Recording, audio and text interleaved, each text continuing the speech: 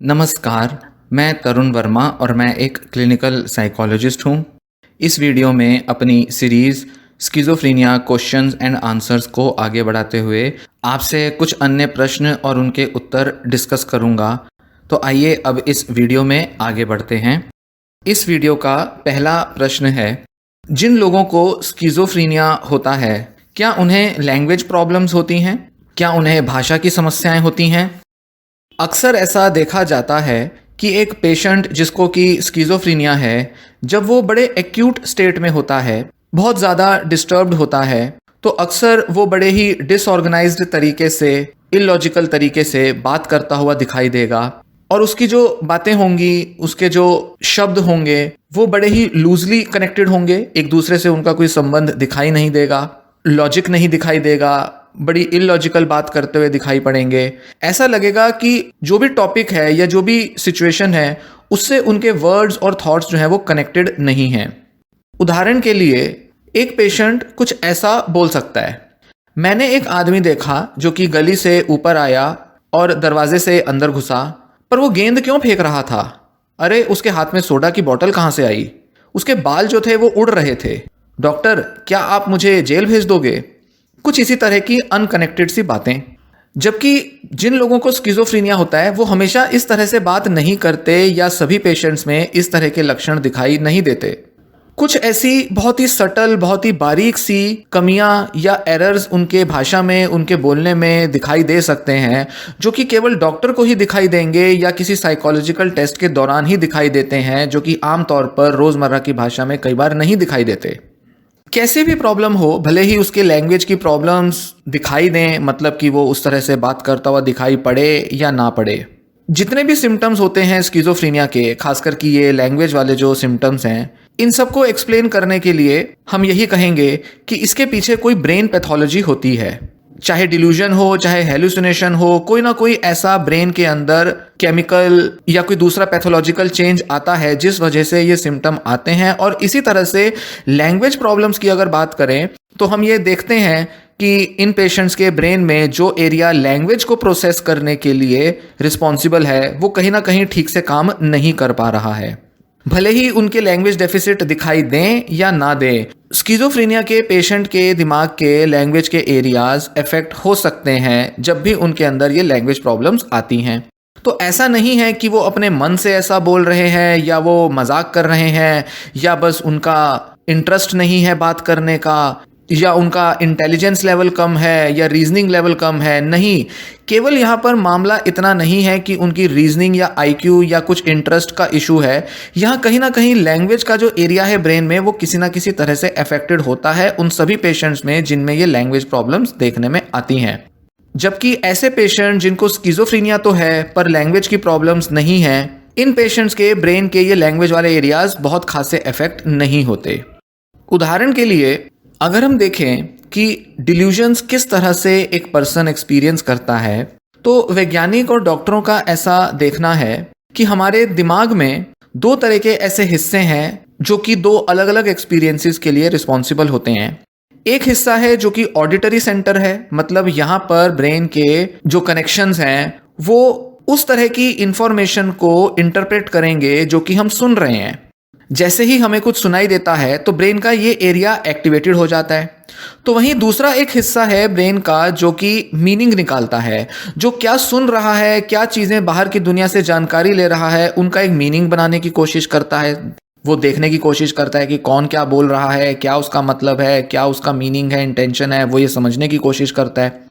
अगर ये दोनों ब्रेन के एरियाज ठीक से काम नहीं कर रहे होंगे या इनके बीच के कनेक्शन ठीक से काम नहीं कर रहे होंगे, तो एक व्यक्ति बाहर की दुनिया से जो कुछ भी सुनता है, समझता है, उसका एक बहुत ही या तो अनरियल सा मीनिंग निकाल लेगा या जो भी वो सुनेगा उसको वैसा वो समझ में नहीं आएगा जैसा कि बाहर की दुनिया में एक्चुअल में कोई चीज होती है। तो ऐसे में वो अपना एक मनगढ़ंत मीनिंग उसका बना लेगा। तो इस तरह से ब्रेन के दो डिफेक्टिव एरियाज या इनमें से कोई भी एक डिफेक्टिव एरिया या उनके आपस का कोई डिफेक्टिव कनेक्शन रिस्पॉन्सिबल हो सकता है जिससे कि एक व्यक्ति कोई डिल्यूजन फॉर्म कर ले।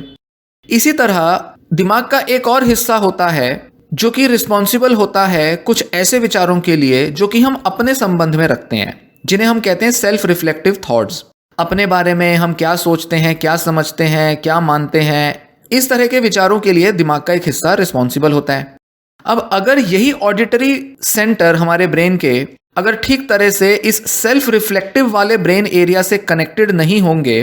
तो जो भी कोई व्यक्ति कोई चीज सुनेगा बाहर की दुनिया से, जो भी उसको सुनाई पड़ेगा, वो कनेक्ट नहीं हो पाएंगी उसकी अपनी खुद की थॉट से। तो वो सोच क्या रहा है और वो सुन क्या रहा है, उसके बीच एक डिसकनेक्शन होगा, एबनॉर्मल कनेक्शंस बने हुए हैं क्योंकि ब्रेन में। ऐसे में उसको अपने जो विचार हैं वो ऐसे दिखाई पड़ेंगे जैसे कि कोई बाहर से कोई आवाजें आ रही हैं, क्योंकि ऐसे में उसके जो अपने को लेकर जो विचार हैं वो अब एलियन दिखाई पड़ेंगे, क्योंकि वो सुन क्या रहा है और उसके मन में विचार क्या आ रहे हैं वो आपस में ठीक से कनेक्टेड नहीं है। तो दूसरों के बारे में कोई मीनिंग बनाना या अपने बारे में कोई मीनिंग बनाना, अगर इनके कनेक्शन हमारे ऑडिटरी एरिया से अगर ठीक तरह से कनेक्टेड नहीं है तो हम गलत मीनिंग निकाल लेंगे। एक मामले में एक व्यक्ति को डिल्यूजन हो सकता है तो दूसरे मामले में हेलुसिनेशन हो सकता है। इसी तरह से जो लैंग्वेज प्रॉब्लम्स हैं उसको भी इसी तरह से देखा जाएगा कि एक व्यक्ति बाहर से क्या सुन रहा है और उसका जो ब्रेन का जो लैंग्वेज एरिया है वो उस चीज को किस तरह से इंटरप्रेट कर रहा है या वो कैसे उसे एक्सप्रेस कर रहा है, उसके बीच कनेक्शंस में डिफेक्ट आ गया है, प्रॉब्लम आ गया है, एबनॉर्मेलिटी आ गई है। तो वो सुन तो कुछ और रहा है पर उसको बोलते टाइम, उसको कहते टाइम उसका ब्रेन जो है वो उसकी सेंस नहीं बना पा रहा है, उसको कैसे उस बात को एक्सप्रेस करना है, कहना है, समझाना है दूसरे को, उसका ब्रेन उसे प्रोसेस नहीं कर पा रहा है। तो ऐसे में वो दिखाई पड़ेगा कि वो बोल तो कुछ और रहा है जबकि उसने सुना कुछ और है। उसको कहा कुछ गया था, सवाल कुछ पूछा गया था पर उसका जो जवाब है वो कुछ और दे रहा है। तो कई सारे सीवियर केसेस में अक्सर ये लैंग्वेज प्रॉब्लम्स देखने में आती हैं। इसी तरह से ब्रेन का एक एरिया जो कि लैंग्वेज की कॉम्प्लिकेशंस को प्रोसेस करता है, अगर वो डिफेक्टिव होगा और ब्रेन जो है वो कॉम्प्लेक्स लैंग्वेज स्ट्रक्चर्स जैसे कि लोग क्या बोलते हैं, कैसे बोलते हैं, किस तरह से अपनी बात को ऑर्गेनाइज करते हैं या उसको कैसे अपनी बात रखनी है, समझानी है, अगर ये वाले एरियाज डिफेक्टिव होंगे तो एक व्यक्ति अपनी बात नहीं रख पाएगा। तो ऐसे में कई बार वो बोलेगा कम, उसके मन में विचार तो आ रहे होंगे पर वो स्पीच में कन्वर्ट नहीं हो रहे होंगे। तो ऐसे में दिखाई पड़ेगा कि एक व्यक्ति बोलता बहुत कम है। तो ये नेगेटिव सिम्टम्स भी आ सकते हैं जो कि ब्रेन के अंदर किसी तरह के एबनॉर्मेलिटी की वजह से होंगे। तो पॉवर्टी ऑफ स्पीच, एलॉजिया, मतलब बहुत ज़्यादा वो बोलता हुआ दिखाई नहीं पड़ेगा, कम बात करेगा या बहुत ज़्यादा कॉम्प्लेक्स इंफॉर्मेशन वो नहीं दे पाएगा तो टूटी फूटी जानकारी देगा।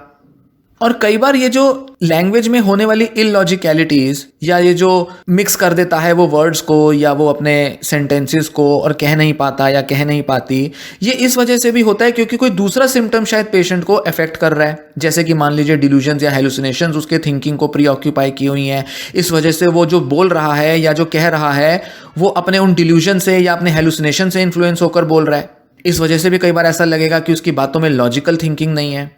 तो वैज्ञानिक अक्सर ऐसा देखते हैं कि अलग अलग सिम्टम्स भी आपस में ब्रेन में इंटरेक्ट करते हैं, एक दूसरे को इन्फ्लुएंस करते हैं और इस पर काफी डिबेट चलती रहती है कि क्या एक सिम्टम के इफेक्ट में क्या दूसरा सिम्टम आ रहा है, क्या ब्रेन का एक एरिया जब डिफेक्टिव है तो क्या वो बाकी के ब्रेन को भी अफेक्ट कर रहा है। इस पर काफी चर्चा होती रहती है और अक्सर ऐसा देखने में आता है कि जब एक सिम्टम को ठीक करने के लिए दवा दी जाती है तो वो बाकी सिम्टम्स पर भी इसी वजह से असर लाती है क्योंकि कहीं ना कहीं एक सिम्टम दूसरे सिम्टम को अफेक्ट कर रहा था। तो अगर डिल्यूजन अगर उसके लैंग्वेज को अफेक्ट कर रहा है तो जब डिल्यूजन को हटाने के लिए दवा दी जाएगी तो लैंग्वेज प्रॉब्लम्स भी दूर हो जाएंगी, ऐसा देखने में आ सकता है।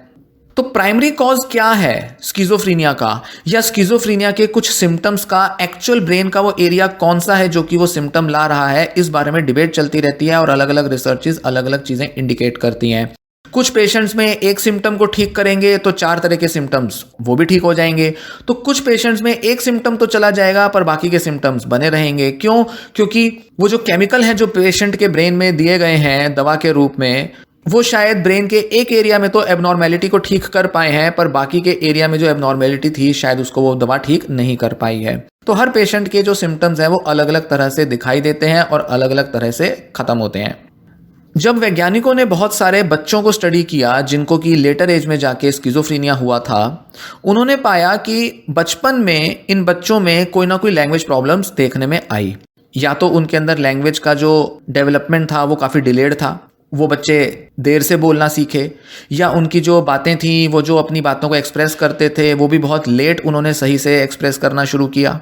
या कई बार वो वर्ड्स तो बोलना सीख चुके थे कुछ शब्दों में तो वो बोलना शुरू कर ही चुके थे बचपन में, पर सेंटेंस फॉर्म करने में, पूरे वाक्य के तौर पर अपनी बात कहने में उनको ज़्यादा समय लगा। हो सकता है 1-1.5 साल में वो कुछ शब्द तो बोलने सीख चुके हों, पर 4 से 5 साल की उम्र तक वो पूरी तरह से सेंटेंस फॉर्म कर पाए हों, ऐसा भी हो सकता है। ऐसा भी कई बार देखने में आया।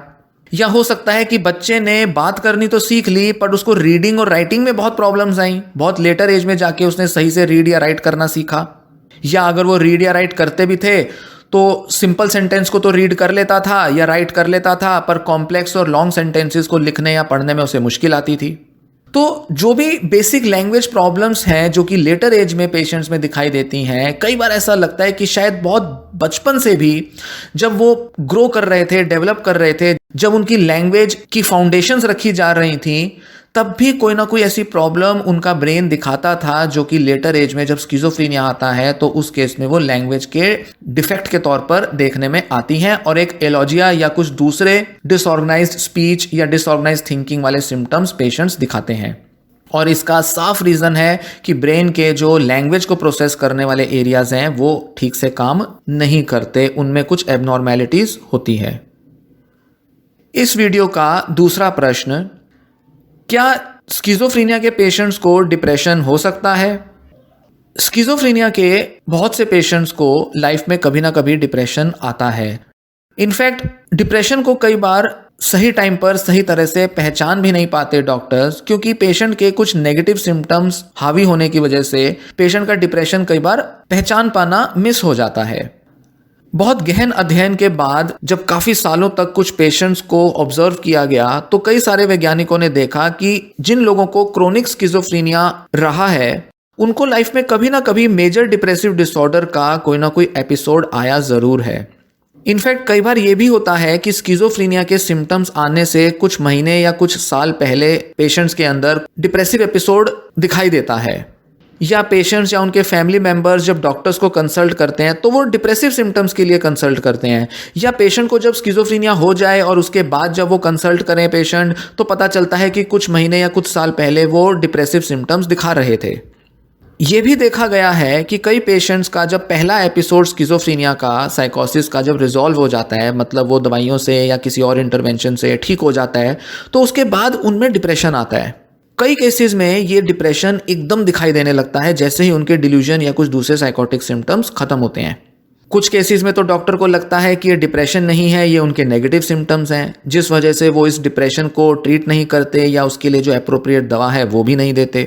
क्योंकि नेगेटिव सिम्टम्स में एक पेशेंट बहुत स्लो हो जाता है, उसके बॉडी मूवमेंट स्लो हो जाते हैं, वो बहुत आलसी हो जाता है, उसकी स्पीच कम हो जाती है, थॉट्स भी कम होती हैं, इंटरेस्ट भी नहीं रहता है उसको एक्टिविटीज़ में, वो अपने आसपास की दुनिया से विड्रॉ कर लेता है, दूरी अपना लेता है। तो डॉक्टर्स और कई बार घर वाले भी ऐसा सोचते हैं कि ये तो नेगेटिव सिम्टम है, ये शायद डिप्रेशन नहीं है, और कई बार बिल्कुल इसका उल्टा होता है। घर वाले कई बार सोचते हैं कि ये डिप्रेशन में चला गया है या चली गई है, जबकि डॉक्टर्स उसे नेगेटिव सिम्टम के तौर पे देखते रहते हैं। तो इस वजह से कई बार पेशेंट के जो डिप्रेसिव एपिसोड हैं वो रिकॉग्नाइज ना होने की वजह से नेगेटिव सिम्टम के तौर पर ट्रीट किए जाते हैं, और ऐसे में उनको जो एप्रोप्रिएट दवा है वो भी नहीं मिल पाती।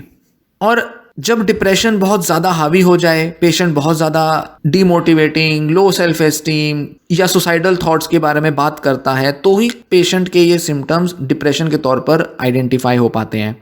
और ऐसे केस में स्किज़ोअफेक्टिव डिसऑर्डर का या तो डायग्नोसिस दे दिया जाता है, या कई बार डॉक्टर उसे बाइपोलर डिसऑर्डर के तौर पर भी देखने लगते हैं। तो उस टाइम पर अक्सर पेशेंट का डायग्नोसिस भी बदल जाता है।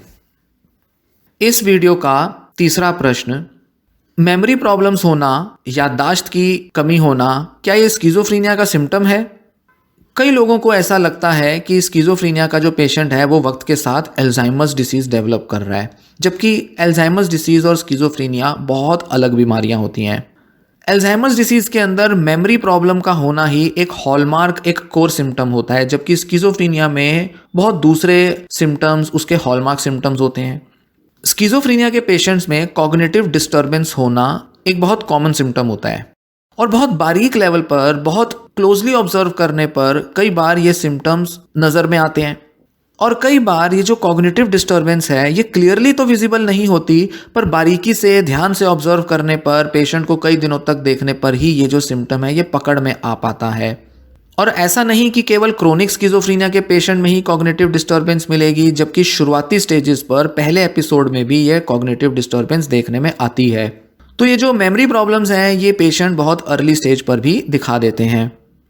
बहुत सारे जो स्टडीज़ हैं उसमें ये देखा गया है कि स्किज़ोफ्रेनिया के ऑनसेट से कुछ ही समय पहले पेशेंट का आईक्यू लेवल गिर जाते हैं। पेशेंट थोड़ा कम इंटेलिजेंट तरीके से बिहेव करने लगता है,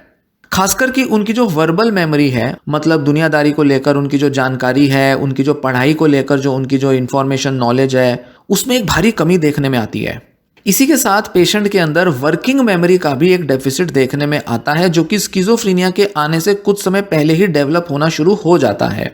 वर्किंग मेमोरी एक तरह की शॉर्ट टर्म मेमोरी होती है, जिसका मतलब होता है कि कोई भी काम करते वक्त, मतलब कुछ वर्क करते वक्त हमारे दिमाग में काफ़ी सारी जानकारी स्टोर होती है। उस जानकारी को या तो स्टोर ना कर पाना या उसका इस्तेमाल ना कर पाना, जिसकी वजह से एक व्यक्ति अपने रोज़मर्रा के काम ठीक से नहीं कर पाता, इस तरह के मेमोरी डेफिसिट को वर्किंग मेमोरी डेफिसिट कहा जाता है। और इस तरह की जो मेमोरी होती है जो कि किसी काम के संबंध में हमारा दिमाग स्टोर करता है और उसको इस्तेमाल में लाता है, इसे वर्किंग मेमोरी कहते हैं। तो ये जो शॉर्ट टर्म मेमोरी होती है, थोड़ी देर तक जो बनी रहती है हमारे माइंड में मेमोरी, इसके अंदर डिफेक्ट आना स्किज़ोफ्रेनिया में अक्सर देखा जाता है। ये डेफिसिट स्किज़ोफ्रेनिया के आने से पहले भी दिखाई देता है और पूरे कोर्स में, मतलब जब तक स्किज़ोफ्रेनिया रहता है तब तक भी कई लोगों में ये वर्किंग मेमोरी की प्रॉब्लम्स बनी रहती हैं और कई बार ये वक्त के साथ प्रॉब्लम्स बढ़ भी जाती हैं। तो इस तरह की मेमोरी प्रॉब्लम्स, चाहे वो वर्किंग मेमोरी की हो या वर्बल मेमोरी की हो, ये पेशेंट्स में देखने में आती है जिन्हें कि स्किज़ोफ्रेनिया हुआ है। वैसे तो कई पेशेंट्स में ऐसा हो सकता है कि ये प्रॉब्लम्स जो हैं ये वक्त के साथ बढ़ती जाएं, पर ज़्यादातर स्टडीज़ जो हैं वो ऐसा नहीं दिखाती कि स्किज़ोफ्रेनिया के सिम्टम्स या उसकी बीमारी के आने के बाद एक पेशेंट में बहुत बड़ा कोई फ़र्क आएगा इन दोनों तरह की मेमोरीज़ में। क्योंकि जो मेजर जो चेंज है उनके मेमोरी में जो आना होता है वो स्किज़ोफ्रेनिया के आने से पहले ही आ चुका होता है। स्किज़ोफ्रेनिया के डेवलप होने से पहले करीब 1 से 2 साल पहले पेशेंट का एक प्रोड्रोमल फेस होता है। प्रोड्रोमल फेस वो होता है जहां पेशेंट के अंदर काफ़ी सारे बदलाव आने शुरू हो जाते हैं, उसके बिहेवियर में, उसकी रूटीन में, उसके मेंटल फंक्शनिंग में बदलाव आने शुरू हो जाते हैं और उन्हीं में से एक बदलाव होता है उसकी कॉग्निटिव फंक्शनिंग में। तो मेमोरी में जो बदलाव आते हैं, जितने भी बदलाव आने हैं, उसका मेजर जो चंक है, मेजर जो पार्ट है वो प्रोड्रोमल स्टेज में ही आ जाता है। तो अगर किसी पेशेंट के वर्किंग मेमोरी में 40% की कमी आनी होगी तो उसका करीब 30 से 35% जो बदलाव है उसके मेमोरी डेफिसिट का, वो प्रोड्रोमल स्टेज में ही आ चुका होगा और केवल 5-10% का ही चेंज स्किज़ोफ्रेनिया आने के बाद आएगा। तो बीमारी के आने से पहले ही क्योंकि ये चेंजेस आ चुके होते हैं, पेशेंट की मेमोरी और आईक्यू में एक बड़ा बदलाव आ चुका होता है, तो ऐसा देखने में नहीं आता कि बीमारी के आने के बाद पेशेंट की थिंकिंग में ज़्यादा गिरावट आएगी। जो पहले आ गई बस आ गई, ज़्यादातर मामलों में यही होता है। और कई सारे ऐसे थिंकिंग प्रॉब्लम्स हैं, या ये कहें कि कॉग्निटिव डिसफंक्शंस हैं, या ये कहें कि कॉग्निटिव डेफिसिट हैं, जो पेशेंट में बहुत यंग एज में ही देखने में आ जाते हैं, जब उसका प्रोड्रोमल फेज नहीं चल रहा तब भी। मतलब बच्चा जैसे जैसे बड़ा हो रहा है, 10, 12, 14 साल की उम्र में बढ़ता जा रहा है, तो देखने में आएगा कि बच्चे की थिंकिंग या मेमोरी में कुछ प्रॉब्लम्स आ रही हैं। बच्चे को अपनी पढ़ाई याद नहीं रहेगी, वो बार बार उस चीज़ को पढ़ेगा, उसका ध्यान कहीं भटकता रहेगा, उसको चीज़ें भूल जाएंगी, पढ़ाई में उसकी परफॉर्मेंस भी गिरने लगेगी। तो ये वो फेज़ है जब उसके कोई स्किज़ोफ्रेनिया के सिम्टम्स तो नहीं आ रहे, इसको प्रोड्रोमल फेज़ भी नहीं कहा जाएगा, पर फिर भी पेशेंट की, मतलब जब वो बच्चा है तब उसकी थिंकिंग में, मेमोरी में कोई ना कोई डिफिसिट देखने में आ सकते हैं। तो कह सकते हैं कि कई बच्चों की ये जो प्रॉब्लम है ये इतने प्रोग्रेसिव मैनर में बढ़ती है कि सिम्टम्स के या बीमारी के आने से कई साल पहले से ही उनकी मेमोरी में चेंजेस आने शुरू हो चुके होते हैं। कुछ डॉक्टर्स तो कहते हैं कि उनका जो प्रोड्रोमल फेज़ है वो बहुत पहले शुरू हो चुका था, पर कुछ डॉक्टर्स कहते हैं कि नहीं, प्रोड्रोमल फेज़ तो कुछ ही महीने या साल पहले तक ही होता है और उससे पहले के जो भी ये बदलाव थे ये प्रोड्रोमल नहीं कहे जाएंगे, पर हाँ ये सिग्निफिकेंट ज़रूर कहे जाएंगे। और इस पर डिबेट चलती रहती है कि क्या हम ये कहें कि बचपन से ही स्किज़ोफ्रेनिया के चेंजेस आने शुरू हो जाते हैं या वो सिर्फ लेटर एज में ही वो चेंजेस आते हैं। कुछ बच्चे बचपन में बिल्कुल नॉर्मल दिखाई पड़ेंगे, उनकी ग्रोथ डेवलपमेंट बिल्कुल नॉर्मल होगी बाकी बच्चों की तरह। माँ बाप भी कहेंगे कि हमारा बच्चा दूसरों जैसा लगता था जब उसको स्किज़ोफ्रेनिया नहीं था, या वो बाकी बच्चों की तरह खेलता था, पढ़ाई करता था, या हमारे 3-4 बच्चे हैं, इन तीनों बच्चों में या दोनों बच्चों में हमने कभी कोई ऐसा बड़ा फ़र्क नहीं देखा। तो कुछ बच्चे तो ऐसे होंगे जो कि स्किज़ोफ्रेनिया डेवलप करने के बाद ही उनमें मेमोरी और थिंकिंग प्रॉब्लम्स आई, आईक्यू प्रॉब्लम्स आई। तो वहीं कुछ बच्चे ऐसे भी होंगे, माँ बाप रिपोर्ट करते हैं कि बचपन से ही कुछ प्रॉब्लम्स तो थी, पढ़ाई में दिक्कत आती थी, ट्यूशन्स में भी ठीक से नहीं पढ़ पाता था, घर में पढ़ाओ या कोई चीज़ें समझाओ तो भी देर लगती थी समझने में, शुरू से ये थिंकिंग में जो था दूसरों से कमज़ोर था, दूसरे बच्चों के साथ ज़्यादा होशियार नहीं रहता था, अपनी डेली रूटीन में या अपनी इंटरेस्ट की एक्टिविटीज़ में भी बहुत गलतियां करता था, मेंटेन नहीं करता था। तो कई माँ बाप इस तरह से भी बताते हैं कि बच्चे में बचपन से ही प्रॉब्लम्स थी। तो दोनों टाइप के पेशेंट्स देखने में आते हैं, जिनमें बचपन से ही प्रॉब्लम थी और स्किज़ोफ्रेनिया के टाइम पर बढ़ गई, या कुछ बच्चे ऐसे हैं जिनमें बचपन तो पूरा नॉर्मल था पर स्किज़ोफ्रेनिया के आने से कुछ टाइम पहले, मतलब प्रोड्रोमल फेज में या स्किज़ोफ्रेनिया आने के बाद एकदम से बहुत बड़ा कॉग्निटिव डिक्लाइन हुआ। इन सब इम्पेयरमेंट्स के या जो डेफिसिट्स हैं उनके एक्चुअल कॉजेज, कारण तो डॉक्टरों को, वैज्ञानिकों को नहीं पते। जैसे कुछ रिसर्चर्स कहते हैं कि दिमाग के अंदर मेमोरी में इंफॉर्मेशन तो स्टोर हो जाती है पर उस इंफॉर्मेशन को वो निकाल नहीं पाता, रिट्राइव नहीं कर पाता। तो कुछ डॉक्टर्स कहते हैं कि इंफॉर्मेशन ही प्रॉपर उनके ब्रेन में स्टोर नहीं हो पाती, जितनी भी जानकारी लेते हैं उसका थोड़ा हिस्सा ही दिमाग में स्टोर हो पाता है। कभी कभी ऐसा लगता है कि शायद बच्चे की अटेंशन प्रॉब्लम्स थी और अटेंशन ना देने की वजह से प्रॉपर मेमोरी जो थी उसकी बन ही नहीं पाई, क्योंकि अगर ध्यान नहीं जाएगा तो ऐसे में मेमोरी भी ठीक से नहीं बनेगी, चीज़ें याद नहीं रहेंगी। तो कई डॉक्टरों को लगता है कि मेमोरी प्रॉब्लम्स तो हैं ही नहीं, जबकि सिर्फ अटेंशन प्रॉब्लम्स हैं, और ये अटेंशन प्रॉब्लम्स भी कहीं ना कहीं ब्रेन के अटेंशन वाले मैकेनिज्म से जुड़ी हैं। कैसा भी मामला हो, पर यह देखने में आता है कि स्किज़ोफ्रेनिया आने के बाद पेशेंट्स बहुत ज़्यादा नई चीज़ें लर्न करते हुए दिखाई नहीं पड़ते। नई इन्फॉर्मेशन या नई जानकारी दिमाग में बैठने में बहुत मुश्किल आती है अगर बिना किसी ट्रीटमेंट के उनको अपने हाल पे छोड़ा जाए। केवल दवाइयाँ दी जाएं तो भी वो ज़्यादा इफेक्टिव नहीं है, क्योंकि ये दवाइयाँ पेशेंट के मेमोरी या लर्निंग या थिंकिंग के ये जो पार्ट्स हैं, ये जो अटेंशन वाले एरियाज़ हैं, इनको बहुत ज़्यादा इंप्रूव नहीं कर पाती। तो दवाइयाँ लेते हुए भी ऐसा देखने में आएगा कि पेशेंट की मेमोरी में बहुत ज़्यादा डिफेक्ट तो नहीं आएगा पर उसकी मेमोरी बहुत ज़्यादा इंप्रूव भी नहीं करेगी। तो ऐसे में ज़रूरी हो जाता है कि पेशेंट को कॉग्निटिव रेमेडिएशन या मेमोरी को ठीक करने की जो एक्सरसाइजेज हैं, एक्टिविटीज़ हैं, उस पर जोर दिया जाए ताकि पेशेंट की मेमोरी में इंप्रूवमेंट आए, कॉग्निटिव स्किल्स में इंप्रूवमेंट आए, बजाय इसके कि वो अपने मेमोरी डिफिसिट के साथ ही ज़िंदगी गुजारता रहे। ये जो कॉग्निटिव प्रॉब्लम्स हैं, ये देखने में आता है कि ब्रेन के कुछ स्ट्रक्चरल और फंक्शनल डिफेक्ट की वजह से होती हैं, उन कुछ एबनॉर्मेलिटीज़ की वजह से होती हैं। ब्रेन के अंदर दो एरियाज हैं जिसे हम फ्रंटल कॉर्टेक्स और टेम्पोरल कॉर्टेक्स कहते हैं। इन दोनों कॉर्टेक्स में, खासकर की जो लेफ्ट साइड वाले जो ब्रेन के ये दोनों कॉर्टेक्स हैं, इनमें लैंग्वेज और थिंकिंग की प्रोसेसिंग ठीक से ना होने की वजह से अक्सर ये कॉग्निटिव प्रॉब्लम्स आती हैं। पिछले कुछ सालों में कुछ ऐसी दवाइयाँ बन रही हैं और बन भी चुकी हैं और वो अवेलेबल भी हैं, डॉक्टर्स प्रिस्क्राइब भी करते हैं, जो कि इन कॉग्निटिव डेफिसिट्स को कुछ हद तक दूर करने में मदद देती हैं। उनसे पेशेंट के थिंकिंग में, लॉजिकल रीजनिंग में, मेमोरी में, अटेंशन में बदलाव आता है और वो एक पेशेंट की थिंकिंग डेफिसिट्स को इम्प्रूव कर सकती हैं। पर इस पर बहुत सारा रिसर्च जारी है और जब तक कुछ सही कंक्लूसिव एविडेंस नहीं मिलता, जब तक एक अच्छी दवाइयाँ उन पर रिसर्च नहीं होती या कुछ ऐसी नई दवाइयाँ खोज नहीं ली जाती, तब तक इस तरह के सिम्टम्स जो हैं, वो जो अभी की जो अवेलेबल मेडिसिन हैं, जो कि एंटीसाइकोटिक दवाइयाँ होती हैं, उनसे पूरी तरह से टारगेट नहीं हो पाते और ऐसे में पेशेंट को कुछ मेमोरी या थिंकिंग की जो कॉग्निटिव रेमेडिएशन एक्सरसाइजेज हैं, उसी से मदद लेनी पड़ती है और उन्हीं एक्सरसाइजेज की मदद से कुछ इंप्रूवमेंट पेशेंट में एक्सपेक्ट की जा सकती है। ये वीडियो अब मैं यहीं समाप्त करता हूँ। इस वीडियो में दी गई जानकारी पसंद आई हो तो अन्य लोगों से भी शेयर करें और इस चैनल के साथ बने रहें। आगे इस सीरीज़ के अंदर और वीडियो सुनते रहें और स्किज़ोफ्रेनिया के बारे में जो भी महत्वपूर्ण जानकारी है उसे लेते रहें। धन्यवाद।